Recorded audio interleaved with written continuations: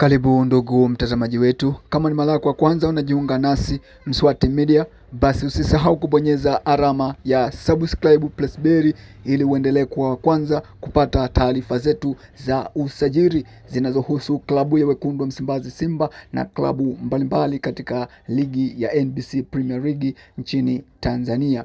Leo tunashuka kukuelezea taarifa zinazohusu mchezaji Steven Dese Mkwala, striker refu kuliko goli, ambaye alikuwa anasifika sana kipindi akisajiliwa, na kipindi hicho zilikuwa ni mbwembwe za msemaji wa klabu hiyo ya Simba Sport Club Ahmed Ali akimuita striker refu kuliko goli.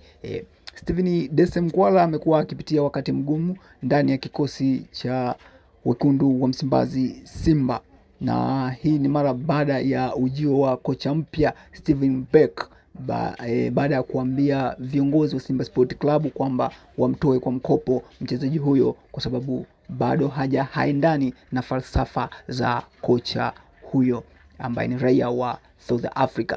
Basi ikumbukwe Steven Dese Mkwala msimu uliopita Simba Sport Club ilikataa dau la bilioni 2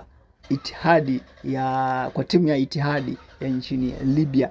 Simba walikataa ofa hiyo, walipiga chini, lakini sasa miezi sita baadaye wanakuja kuambiwa kwamba wamtoe kwa mkopo mchezaji huyo. Kwa ni hasara kwa klabu, lakini vile vile kwamba thamani na quality ya mchezaji tayari imekwisha shuka.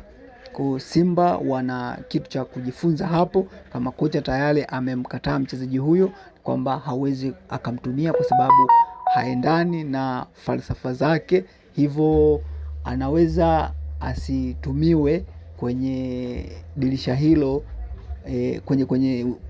kwenye kikosi chake, hivyo wamtoe kwa mkopo. Sasa kilichobakia mpaka hivi sasa ni Simba Sport Club kutanabaisha kwamba mchezaji huyo wanampeleka kwa mkopo katika timu gani, ila kocha anahitaji striker mwingine ndani ya kikosi hicho cha wekundu wa Msimbazi Simba. Basi ndugu mtazamaji wetu, endelea kubaki nasi kwa taarifa zaidi ili uweze kujua kama mchezaji huyo anakwenda wapi kutafuta malisho mapya, ikiwa kwamba kocha mkuu wa klabu ya Simba Sport Club Steven Beck bado hamhitaji mshambuliaji huyo raia wa Uganda. Endelea kubaki nasi kwa taarifa zaidi za kimichezo. Asante sana.